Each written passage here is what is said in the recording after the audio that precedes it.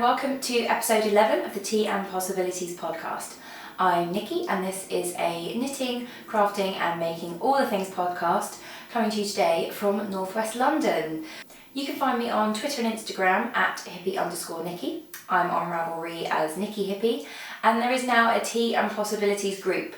So if you search for Tea and Possibilities in the groups tab, you will find us all there.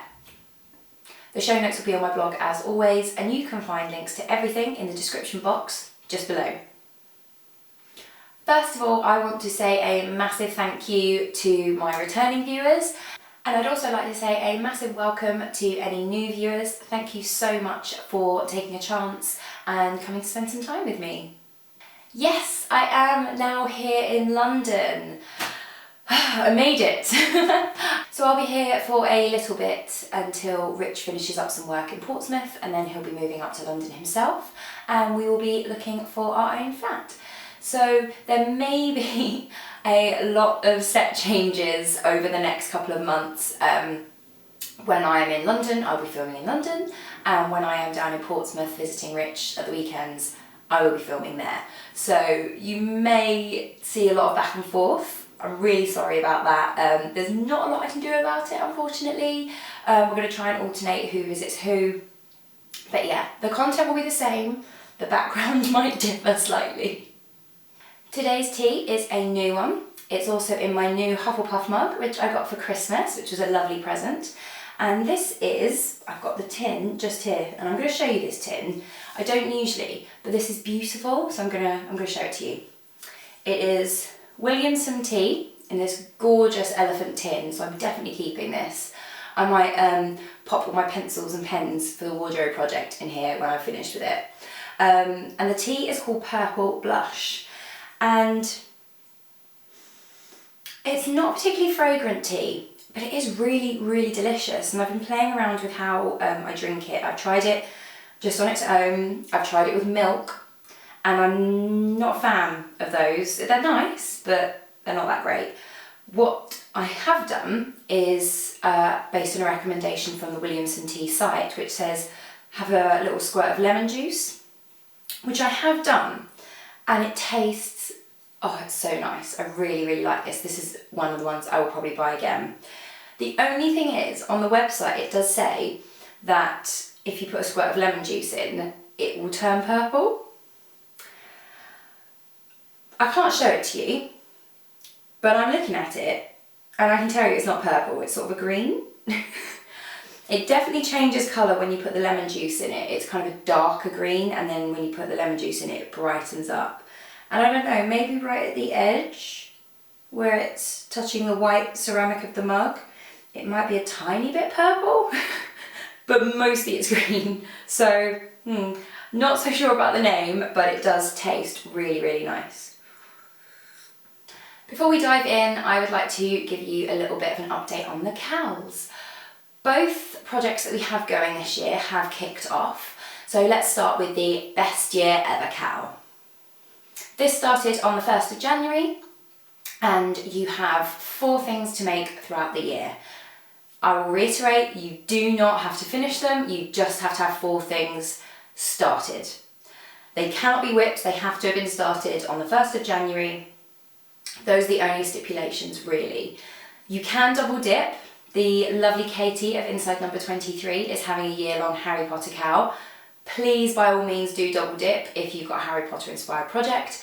I want you to have all the chances you possibly can to get involved in other cows, to win prizes where you can. So absolutely, double dipping, poly dipping, it is all encouraged. I am also planning some optional extras throughout the year.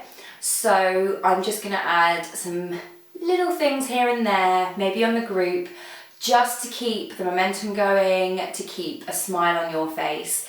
These are not things that you have to take part in order to qualify for a prize. Literally the only thing you have to do to qualify for a prize is start 4 things any time after January, on January the 1st or later this year. That's all you have to do. These are just going to be nice little things that will hopefully brighten your day a little bit. By now, you should all have your pen pals. I did extend the date to the 2nd of January. I really hope you were able to get in touch with me in time and you were able to make it. If you had done that and you haven't received a message from me with your pen pal, please let me know. I am pretty certain that I got everybody, but I am only human. I may have missed something. I may have overlooked a message. Please do let me know if you haven't received anything from me regarding a pen pal. Finally, there are going to be a few videos for the Best Year Ever Cow. I am hoping to pull together a really short video about the rules of the cow and give you some inspiration for things you can do throughout the year. Just an introduction to the cow video. The only problem with that is because I'm living in London and Rich is living in Portsmouth, I tend to use his camera, and as he is a freelancer, he does need his camera. So it just depends when I'm able to get my greedy little fingers on the equipment, and then I will make another video. But one thing I am planning for the cow is a monthly video. And at the end of every month, I want to share with you things that really brightened up my month. So this might be recommendations for new podcasts, it might be films, books, it may be things to do. So I'm planning on doing some more yoga this year, on having a go at meditation, and anything I find that has helped me feel happy or calm or contented, anything that I think might benefit you guys, I'm going to share that in a monthly Best Year Ever Cow video. I will be looking for inspiration from you guys as well. So if you come across anything in the month that you think should be recommended, let me know and I will add that to the monthly video. I will start a thread in the Ravelry group for the January monthly video in the next couple of weeks, so you can send me your recommendations there, and I will pull out some at the end of the month and share them with everyone. So yeah, there's going to be a little bit extra coming for the Best Year Ever Cow. Something else that kicked off is the wardrobe project. This is not a prize giving project, just because I don't really know how I'd be able to choose prizes, and I want the wardrobe project to be something that goes on beyond this year. So there isn't going to be a deadline or a cut-off date. What I want to do here is encourage us to cheer each other on, share inspiration, give each other advice if we get a little bit stuck, and just encourage each other to build a wardrobe that we can fall in love with, that we're happy to open up every morning, that we feel good getting dressed from. And that is the goal of the wardrobe project.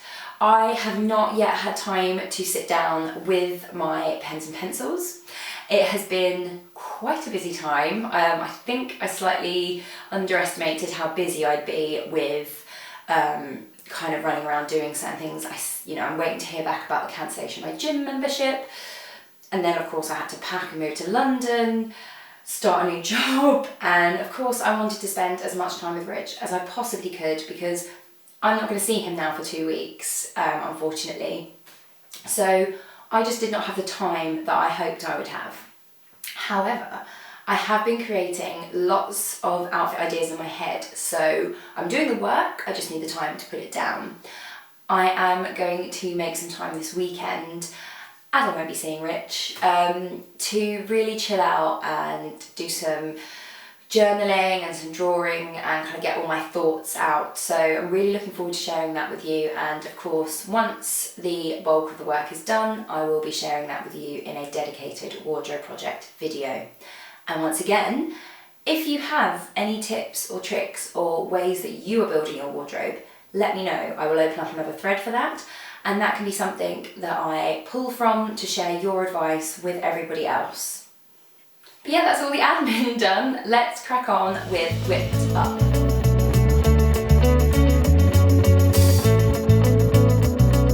As I said, I've ended up being way busier than I thought I was going to be over the last couple of weeks. So in my head, I thought I was going to have all this time to sit and knit. I was going to be in the car a lot, so there was going to be a lot of knitting time in the car. Unfortunately, most of our driving was in the evening and it was pitch black, and it was just not enjoyable trying to knit in darkness while bumping along on the road. So that didn't happen, unfortunately. Listened to a lot of podcasts while in the car, not so much knitting. But I do have a couple of things to show you. one of which is, I don't want to say it's a faux, I don't want to say it's a finished object, it's a semi-faux. Basically, I finished up my mum and nan's stockings in time. They were delivered, they received them, they were very happy with them. However, I had forgot to bring the yarn that I made the stockings with me. So I finished them in Cornwall, but I didn't have a needle with me, so I couldn't weave in all the ends, and all the ends inside are still there. So that is something that I still need to do. It's something I'm going to do this weekend, just so they can be nicely finished and put away for next year. The other thing I couldn't do, because I didn't have the yarn, is I couldn't properly attach their little initials, because I had purple yarn with me, just in my blanket bag, and it just doesn't really work. So I attached them just for Christmas morning, just so I could say, hey, here's what it's meant to look like. And again, that's something I'm going to do over this weekend. The tree and everything's been packed away. It's just these that have to go away, and I'm going to make sure they are ends woven in, initials attached, pom-poms attached, and then they're going to go away in the Christmas box and will be out again next year. But I did finish them in time. This is my mum's. It is a little J with one of those like quite long cone-shaped baubles. My nan had the red stocking, which is in a slight tangle. Give me a moment. There we go. Again, ends not woven in. But my nan had the red stocking with a tiny little robin. My nan absolutely adores robins, which is why when I was having trouble with this little guy, I couldn't just change it for another Christmassy motif, because for my nan it had to be a robin, it had to be. Also here, what I would like to do is cut out this section here. Unfortunately, I actually don't have a really sharp knife, so I don't know what I'm going to do about that. I might buy a Stanley knife, because they're quite useful things to have. So for my nan's, ends woven in, pom-poms attached, and this little section here cut out. But I'm really happy with this. I love the sweet little robin. It turned out really well for my nan, because I also got her a beautiful project bag from Eldenwood Craft, which was covered in little robins. So it was a very much a themed Christmas for her this year. I am definitely, as soon as I have some spare cash, going to treat myself to an Eldenwood project bag, because her work is stunning. When this thing arrived, I was just blown away. It was quilted, the fabric was really luscious and beautiful, the printed picture on the fabric, gorgeous, and she'd included a tiny little like organza bag filled with lavender, which was just the most beautiful touch, and I left that in there.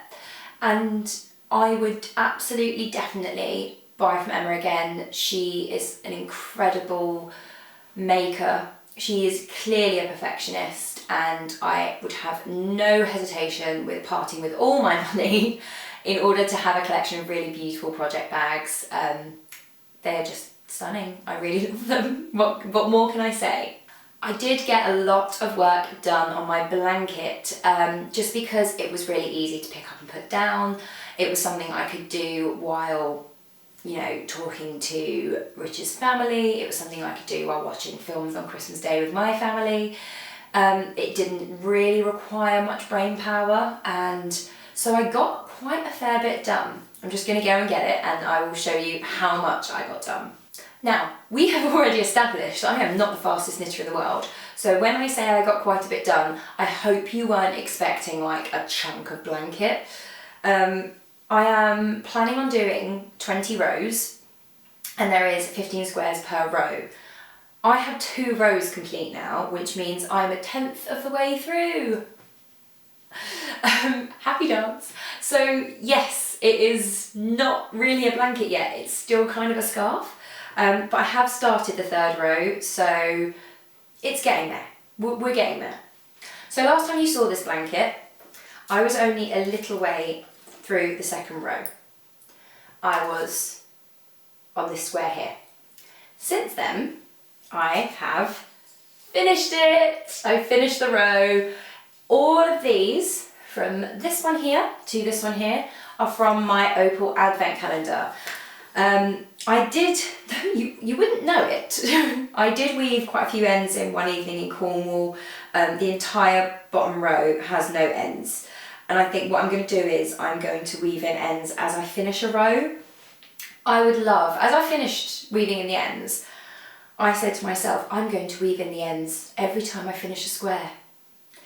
It's not going to happen. I don't know why I thought that. I think the gin and tonics had gone to my head, frankly. It's just not going to happen. I would love to do that. I am going to try and do that. But my rule is going to be when I finish a row, they get woven in. Because I don't know, I just work better when I can do a few at a time. It feels, I don't know, just when I've only got a couple to weave in, I'm a bit like, meh, they're not getting in my way. So yeah, later on today I am going to have a bit of a weave-in fest for the ends. As you can see, they're very endy. But these Opal Advent Calendar yarns are just, I love them so much, so much. That's it. I'm getting an Opal Advent Calendar every year. I haven't used my Paintbox Yarns Advent Calendar in here just because they're solids and I am using pretty much all semi-solids in this. And I really, really want to use them for the ornamental-on. I've put them all in a really pretty Christmas box and I'm going to make stars and tiny gnomes. They're going to be great for that. But the Opal Advent Calendar, if I'm still making this blanket next December, I'm getting another Opal Advent Calendar. This is amazing stuff. The Opal Advent Calendar is exceptional value for money. Just as proof, this is what comes out of the Advent Calendar. And when I finish a square, this is what I have left. There's quite a bit left. I could still make Franken socks out of these, which is kind of what I'm going to do with them, I think. I'm going to put them in a bag and make Franken socks. But if I don't get around to doing that, these are not measly amounts of yarn. I could do mini swaps with them. I could make preemie hats with them. I'm hoping to get a few preemie hats made this year. There is still quite a substantial amount of yarn left after making a square in my blanket. It's a nice toothy yarn. It is, I will just check, 75% wool and 25% polyamide. And I don't know much about fibres. I couldn't tell you what they are just by touching them. I would guess though that this is probably a blue-faced Leicester or something on the toothier end of the scale. It's got a lovely, lovely, really woolly feel to it. And that's something that I really love about this blanket. I've said it before and I'll say it again. I've got ones here that are merino. I've got one down here, this blue one is a bamboo. I have this cashmere blend here. And then I've got these delicious toothy sock yarns.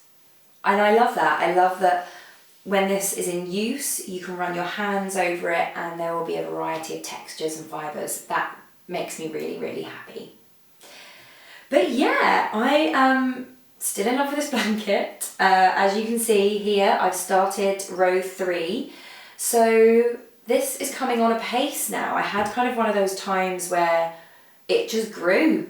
And it's amazing. It's going to be a nice wide blanket, it's going to be really big, and it's going to live on our sofa one day. I'm hoping to get it done this year, by this time next year, to have it as an FO. But if I don't, it's a fun process. It's the kind of thing that I will probably put away for ages and then work on like a mad thing for ages. It's just a really lovely project. If you haven't started a scrap blanket, I heartily recommend it, whether it is the crochet striped one that's going around, which I'm also looking at because I do have leftovers, or if it's the scrap square blanket. Either way, it's really, really enjoyable, and I couldn't recommend it highly enough.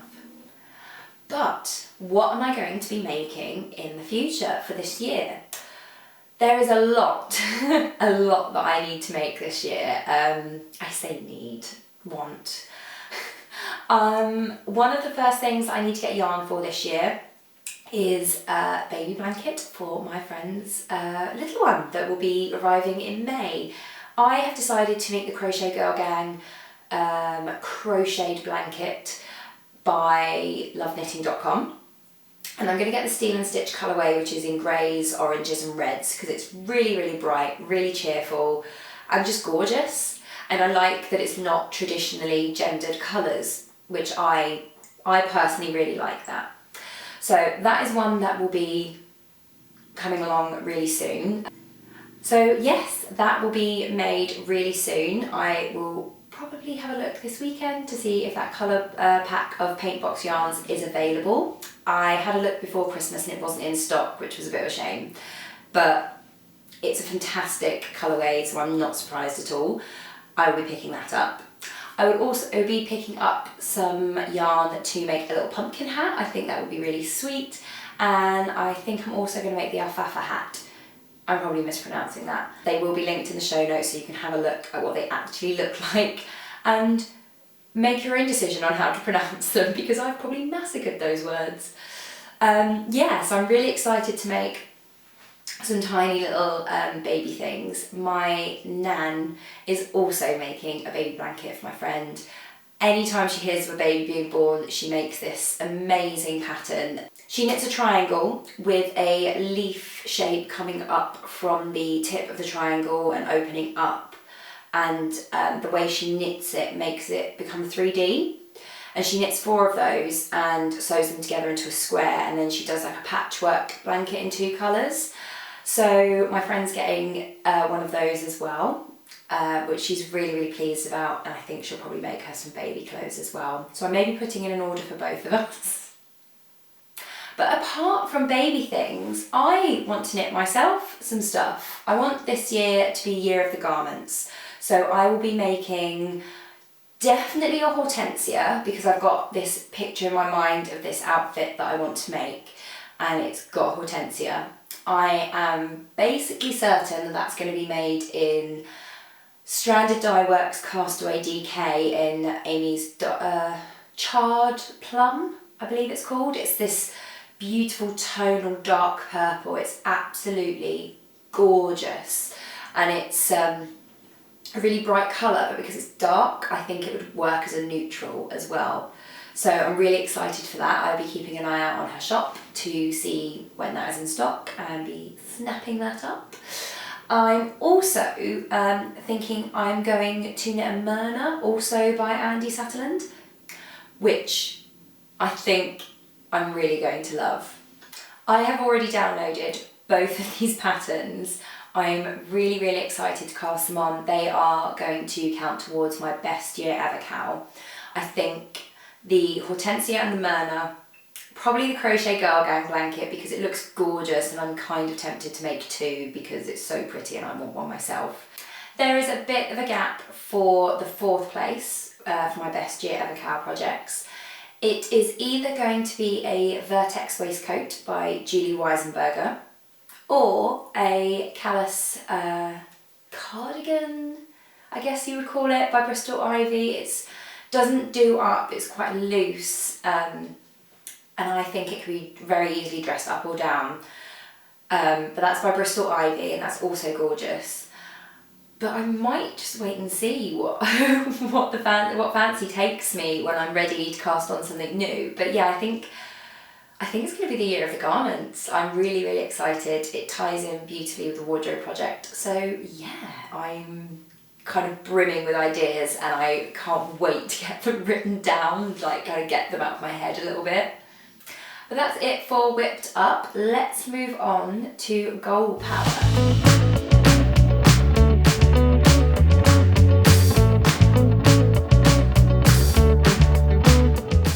I have to be honest with you, I haven't had time to properly sit down and set up my bujo, my bullet journal, for the new year.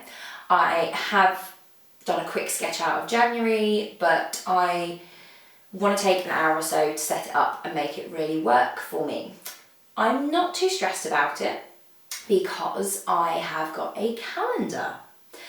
I did not have a calendar last year and I really felt the want of it. I got into a really good calendar habit when I was at uni. One of the things, I was a massive dork, oh my god. One of the things that I would do at the beginning of every semester, we would be given a booklet breaking down that module. These are the books you need, this is what we're going to be tackling in each lecture, so that you would know when you needed to have read which book, so that you would be prepared for the lecture. Really, really useful information. They also broke down at the end what you needed to hand in and when. So I got into a really, really good habit that at the beginning of every semester I would sit down with my diary and my calendar and I would first of all fill in what lectures I had on what day.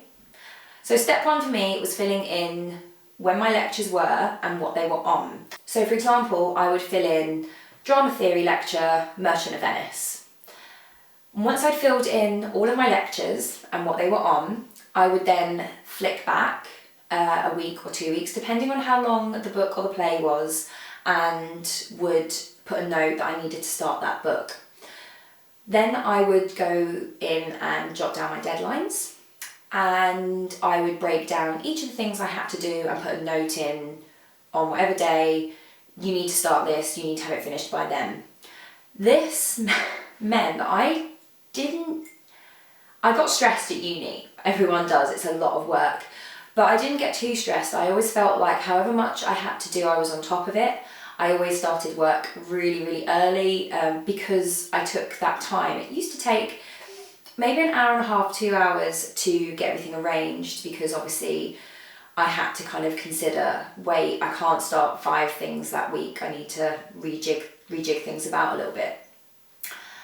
And I've lost that habit since uni, which is a shame because it was really, really useful. I could look and consider how much work I was doing because I also had a part-time job and I could adjust what I was. So this year I decided to go back to the good old calendar and organise my time a little bit better. The information in this is going to go into my bullet journal, but this is going to hang up next to my bed, which means that every day before I go to sleep, I can have a look and I know what's coming up. Really, really useful. Obviously, I don't have a module breakdown for the next couple of months, which is a shame because I would love that. But what I've done is, first thing I did was put in notes about birthdays. Something else that I have started doing is adding a note at the bottom of the month if there is a birthday on the 1st, 2nd or 3rd of the following month, because there is nothing worse than flipping the calendar and going, oh, that's a birthday that I forgot was coming up. So I would really recommend doing that because the amount of times that I have flipped the page, and gone, I've completely forgot about that. So I'm leaving myself a reminder in the month beforehand. As always, I'm putting in appointments, I'm putting in when I started my new job, but I'm also putting down things that I really want to do this year. March is a pretty busy month. It is my birthday, I will be turning 30. And as I've noted here, it's EYF month. It's the month of Edinburgh Yarn Festival, which I really, really want to go to. So I have put in some notes about when it is. I have gone back in February and left myself a little note that I need to stock up on birthday cards because March is a very birthday heavy month, and that I need to think about booking flights or booking hotels. We're not sure yet if we're going to go. I'm really, really hoping we go because it's my big birthday treat, but I'm basically trying my very, very best this year not to let things creep up on me. The end of this calendar, I say end, it actually starts in August. I've put a note in August to say that I need to start planning our Christmas hampers. I have then put a note in October to say that we have 2 months to finish the Christmas hampers. which gives us October and November to finish them. This means we are able to meet our November the 30th deadline to finish the hampers. I basically do not want to get into a situation like I got in 2016 where we got so busy and there was so much stress and so much kind of to do, quite a lot going wrong, that things crept up on us and we would be like, oh God, we haven't done anything for that person's birthday, and oh no, we haven't finished the hampers. I just took some time. It took about 45 minutes to fill this in, and what I did was I just put everything in there, flipped back a couple of weeks, a month, 2 months, however long I felt we needed, and put little reminders in. Hey, this is coming up, just don't forget about this. And that's done. So every night before I go to bed, I'm going to do a big tick on that day, check the next day, check the week ahead. It's all there at a glance, and I can breathe and I can go to bed knowing that it's covered. There's nothing I need to remember, there's nothing I need to stress about. And then all of this is going to get transferred into my bullet journal, and anything that comes up when I'm out and about will go into my bullet journal, and when I come home will go into the calendar. What I like about the calendar as opposed to the bullet journal is it is all there at a glance. I don't have to go and find my bullet journal, I don't have to get it out of my bag. I can just sit there, look at it, go, right, okay, cool, done. So I'm going to give the calendar thing another go. And I already feel really good about it. Apart from anything else, it's a really pretty calendar. It's got some really gorgeous images, which is not what you need, really. You just need it to work. But I will report back on how well this is going. But I already feel really good about it because I do remember how well it worked when I was at uni. So we will see how the calendar goes. Now is the time to catch up on Here Be Spoilers.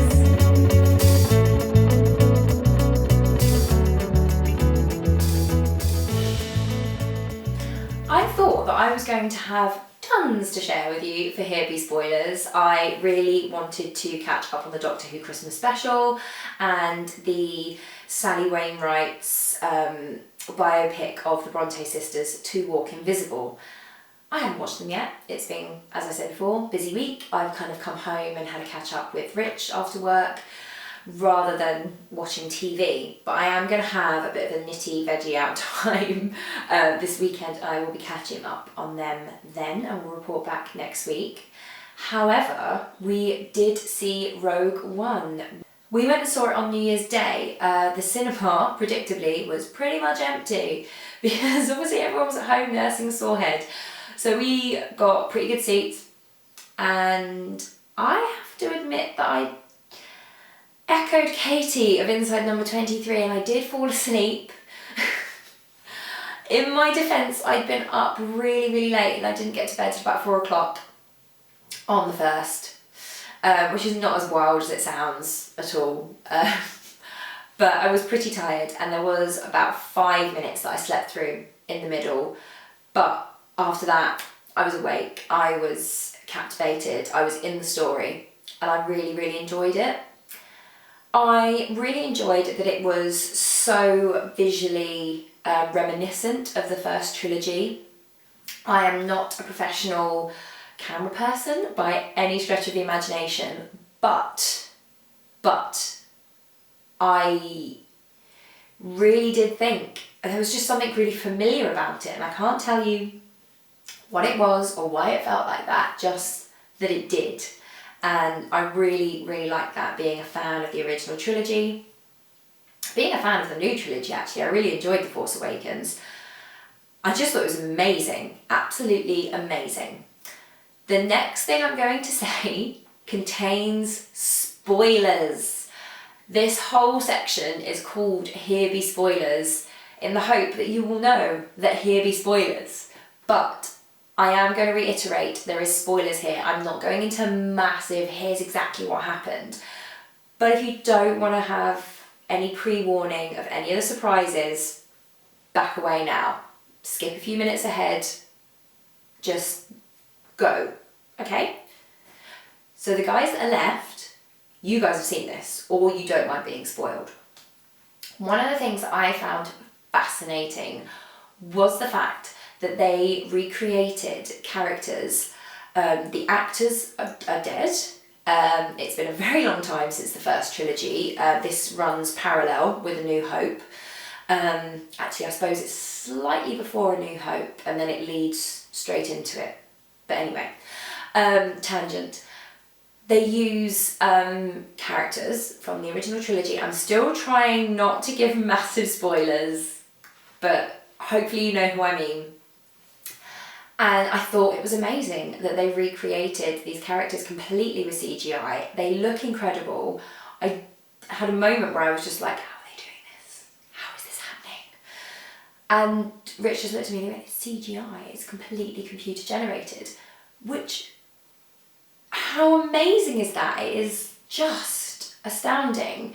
I thought Guy Henry did an amazing job on the voice of that particular character. Again, I'm trying not to give spoilers just in case anyone is still here.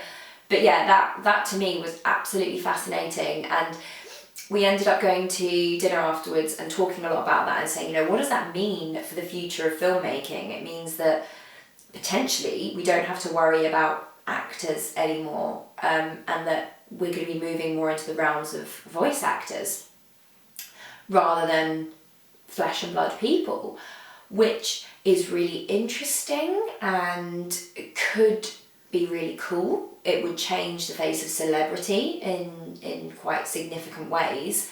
However, how would that impact on how we see the world?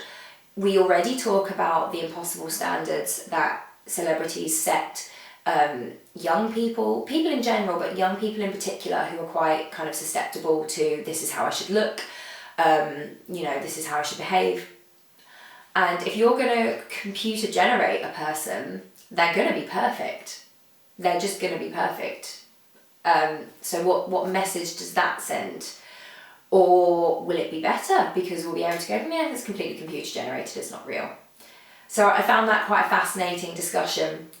It's not something that we're going to have to worry about in the immediate future, but 20 years' time, if this continues, it's going to have a big impact on the things that we see, and I'm interested to see where that goes, not least because of the ethical question of, how will that impact on, celebrity culture and what we show to our kids as the standard.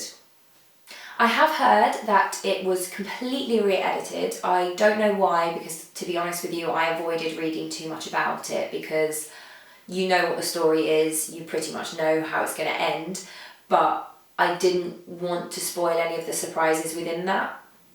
And I don't know why they re-edited it. I don't know what they've cut. I'm going to look into it now that I've seen it. And I'm just a little bit disappointed.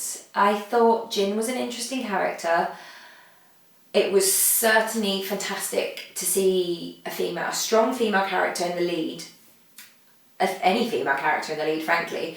It was great that she didn't have this highly developed romantic arc or anything like that. That was great.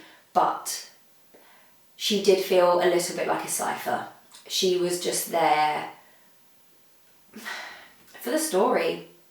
It felt like the story was this bigger thing. And it didn't really matter about the people within that story, which I think is a shame. There were a lot of characters in it that I really liked, that it's a shame we didn't get to see more of, but the nature of the story, I understand we were not going to see more of them. But Jim, that disappointed me. She wasn't bad, not bad at all, but I wanted more. I wanted more from her. I don't know, I just wanted more. I just thought, if you're going to put this woman in the lead role of this film, if you're going to get an amazing actress like Felicity Jones, use her. Please, use her, stretch her. She's an incredible actress. And it just felt a little bit by numbers. We need this character to do these things to get to this point because this is what happens before A New Hope. So that's a bit disappointing. I would be really interested to see what the original edit looked like. We'd probably never get our hands on that, but you can but hope. But yeah, I'd be really interested to see what you guys thought about Star Wars Rogue One, A Star Wars Story, to give it its proper title. I really enjoyed it. I would happily watch it again. I thought that the fight scenes at the end were brilliant. I love a good action scene. So yeah, I enjoyed it. I would just like to know more about why they edited it the way they did. And if they did cut a lot of stuff about Jin, why? Because she had the potential to be an incredibly complex character. And instead, I feel they took a lot away from her. And I think that's a real shame. But let's move on to our final segment, Knit and Natter. So today I decided that I am going to talk about introverts and being an introvert because I found over Christmas this really great article, I will link to it in the show notes, about being an introvert at Christmas, which can be a really tricky time because you have to be a social butterfly at Christmas. You just have to be. So it can be a bit difficult if you're an introvert. But I felt really good after reading that article because I felt like there were more people out there like me. So I thought that I would talk about it in case you need to feel that there are more people out there like you. So first up, being an introvert does not necessarily mean that you are shy, antisocial or unfriendly. Maybe you are shy and an introvert. Maybe you are an unfriendly or antisocial person, but being an introvert doesn't mean that you have to be those things. It does not mean that all introverts are those things. Being an introvert just means that you can find too much socialising and being around too many people quite draining, and that you need time alone or quiet time to bring your energy levels back up. An extrovert, on the other hand, finds being around people the best way to bring their energy levels up. They find that really filling, and they can often find being on their own quite draining. Because introverts need that time alone, we can be misread as unfriendly or aloof, and perhaps we're misread that way because sometimes we push ourselves to go out when actually what we need is that quiet time alone. At the end of the day, the world is designed for extroverts. So we can often feel like we have to go to this event, or we have to go to that party, and we have to do this and we have to do that.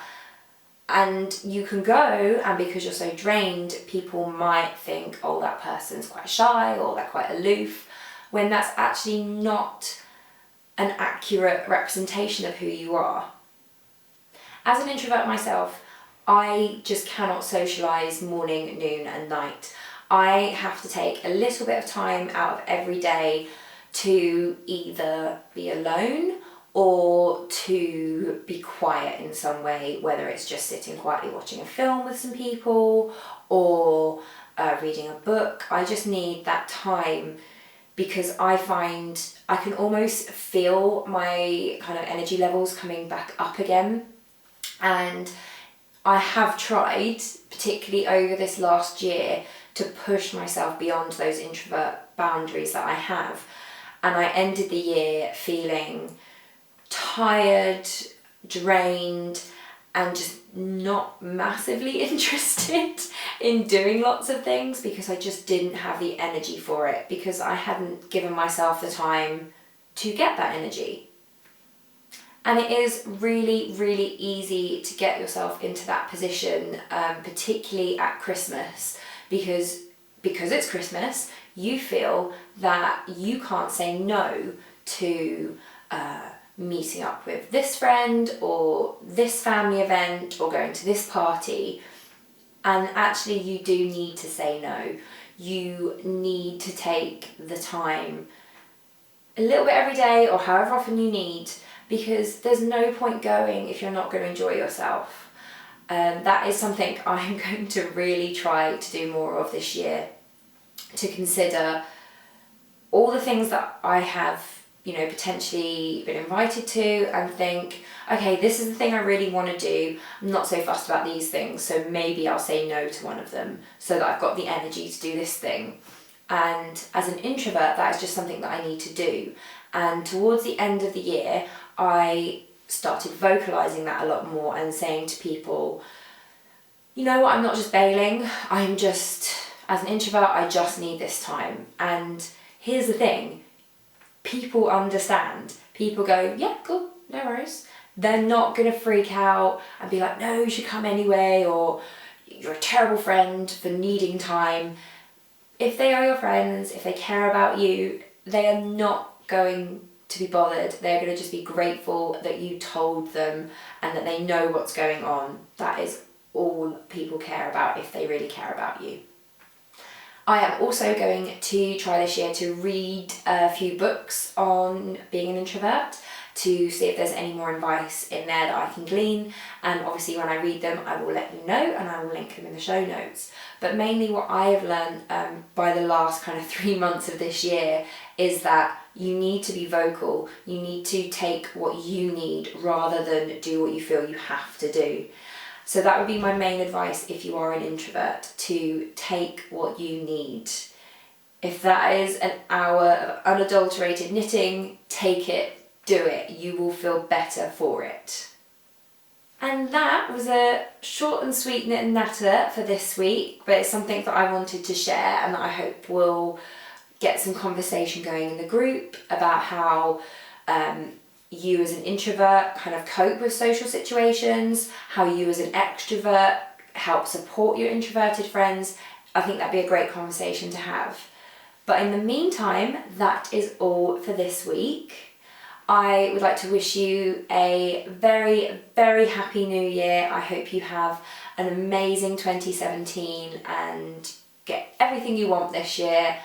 But in the meantime, I hope you have a great week. And I will see you next week for another cup of tea. Take care. Bye.